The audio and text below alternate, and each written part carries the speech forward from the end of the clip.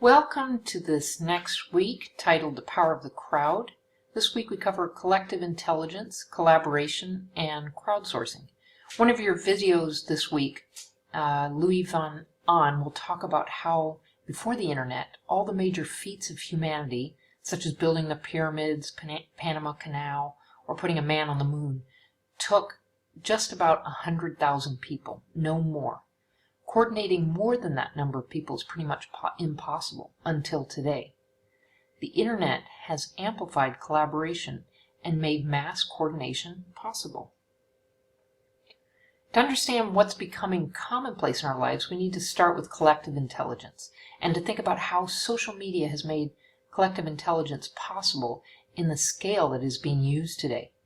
Collective intelligence was first introduced in 1994 in a book by the cyber theorist Pierre Levy. The theory behind collective intelligence is that alone, none of us know anything, but we all know something, so we can pool our knowledge and resources. Together, our intelligence is greater than just one. Another way to look at it is if you take bits of information across a large number of users, you can create productive value. So collaboration and cooperation are key for this to work. Now, there are a lot of exciting applications for collective intelligence. For example, it's used in solving complex mathematical problems, or during natural disasters, or following disease epidemics. Crowdsourcing is collective intelligence, and the term crowdsourcing was coined by Jeff Howe in a Wired magazine article in 2006. The word combines the use of outsourcing and crowd, the idea being is that you outsource your problem or need to an undefined group of people.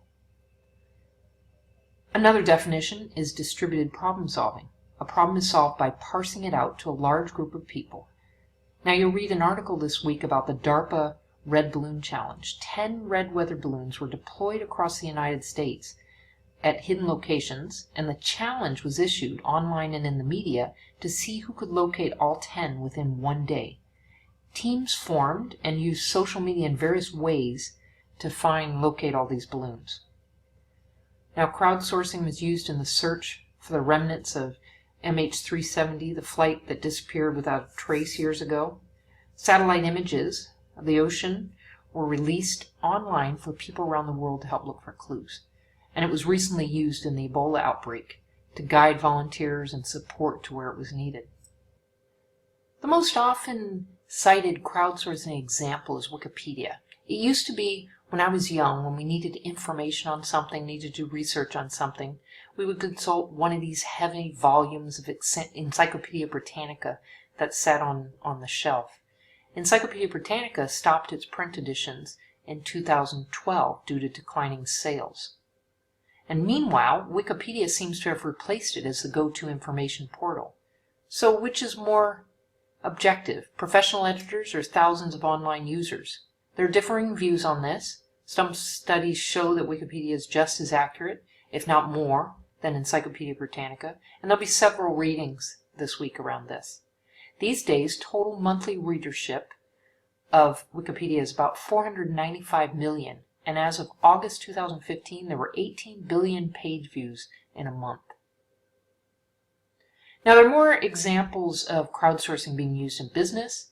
Companies put out a project brief to an undefined group. And this is not entirely new. Planters Peanuts essentially crowdsourced their new logo by launching a public competition back in, get this, 1916. The winner was a 14-year-old boy. And companies have been using focus groups for decades to get input on products and customer feedback. But Doritos has crowdsourced their Super Bowl campaign. They started that in 2011, and winners have been aired during the Super Bowl. Well, Ben & Jerry's has crowdsourced new flavors, and Budweiser crowdsourced their new beer, Black Crown, by having consumers vote. Now, there are many variations of crowdsourcing that have popped up. All these models apply to pooling the collective intelligence of the public. So crowdfunding, crowd mapping, and those are two that I'll briefly cover today as examples. When we look at crowdfunding, There are many crowdfunding sites these days, such as Kickstarter, GoFundMe, Indiegogo, but there's over 450 platforms, so these are just a few well-known ones. Successful crowdfunding campaigns have raised millions. Products range from high-tech watches to a card game called Exploding Kittens. That's one of the most highly funded Kickstarter campaigns. A note though, it's not all as easy as it sounds. As of 2015, there have been around 200,000 Kickstarter campaigns, and over 50% have failed to reach their funding goal. Another 20,000 were canceled or suspended. So why does crowdfunding work in such a large scale? Because there's motivation of people who are contributing. They want to feel patronage. They want to feel part of the success of a project. They want to feel like they're part of some social activity that's happening, social participation. There's usually some sort of payoff, whether it's monetary, or they get first dibs on a product, or they'll get branded merchandise. And lastly, ability to see or experience a product prior to its launch. Now, I want to stop here and talk briefly about the music industry, because it's a great place to start when we talk about crowdfunding. Musicians in the past have raised money from their fans to produce an album, so that's not new. But crowdfunding, on the scale it's being done today, is taking it to a new level. Musicians tend to cater to a crucial tier of customers that we can call superfans. And successful ones seek to understand and foster community among these enthusiastic group of loyal customers. And the key is for them to monetize this community in the right way and at the right time. I'd like to talk for a moment about Amanda Palmer, a musician who has really leveraged crowdfunding. Amanda Palmer was one of the Dresden Dolls, a punk cabaret duo.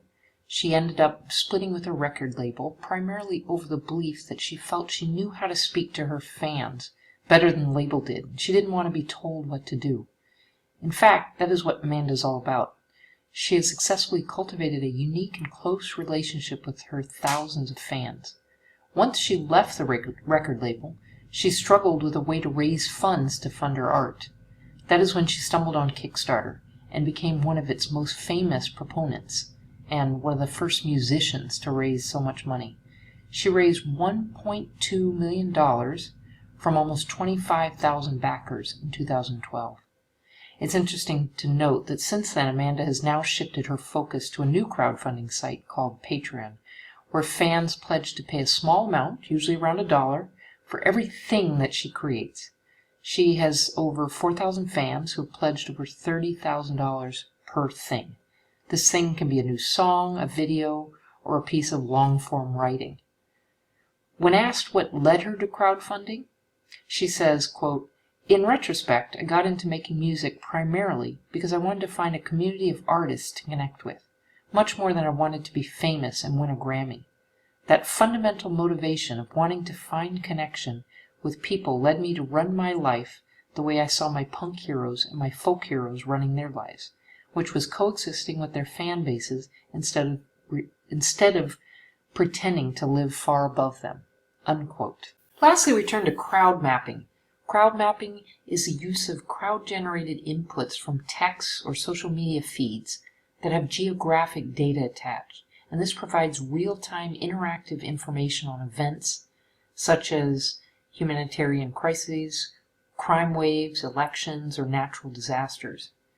Now, Ushahidi is one example of an open-source crowd mapping platform that anyone can use for community needs. It was developed in response to the 2008 Kenyan elections and the unrest that came after this. When the earthquake hit Haiti in 2010, the Ushahidi crowd mapping platform was used to map everything that was happening, such as fires breaking out or people trapped. You can see how powerful this is if you can get huge volumes of people inputting information in real time. In events like these, this real-time data can be used to create real-time intelligence on what's happening. So what does crowdsourcing and collective intelligence mean for us and the communities or organizations or brands that we're trying to build? There are many benefits, and these are just a few here, but you can think about this as you set out. If you're trying to build online communities, if you're trying to build an organization, whether it's nonprofit or not, or you're trying to start up a business, or you're trying to just build your own brand as an artist, these are some of the benefits that using these tools can have for you. Number one, raising capital, so any of the crowdfunding sites, of course. To generate ideas, you put out questions to a large group of customers or fans, and it's a great way of generating ideas and brainstorming. You can put out complex problems to the group of people and able to generate solutions and get information quickly. And lastly, to create awareness and buzz. So now that's a very high-level look at this week, and I look forward to seeing you online.